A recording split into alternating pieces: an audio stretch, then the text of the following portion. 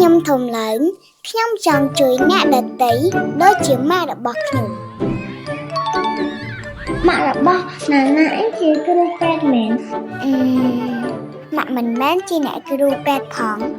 ខ្ញុំដឹងតែថាម៉ាក់មានពេលវេលាច្រើនសម្រាប់ណាណាម៉ាក់តែងតែមកយកណាណាតាន់ម៉ោងរាល់ថ្ងៃ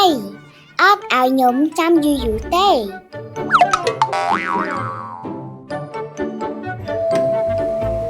បើនិយាយពីអ៊ំពូមីងនៅក្នុងបុរីវិញ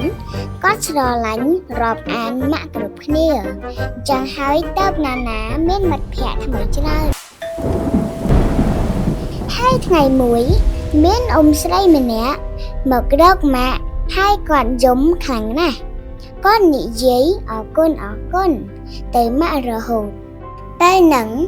ម៉ាក់ដូចជាវីរៈនារីដ៏អស្ចារ្យម្នាក់ចឹង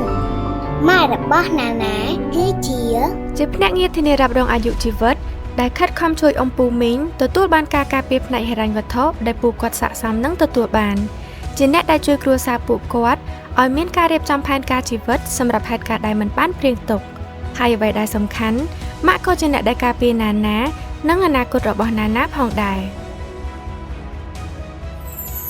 ខ្លាចជាអ្នកថែរក្សាក្តីស្រឡាញ់ចូលរួមជាភ្នាក់ងារធានារ៉ាប់រងអាយុជីវិត Prudential ដើម្បីខ្លួនអ្នកនិងអនាគតរបស់ប្រជាជនកម្ពុជា វ៉ាវម៉ាក់ខ្ញុំពិតជាលុយមែនតើ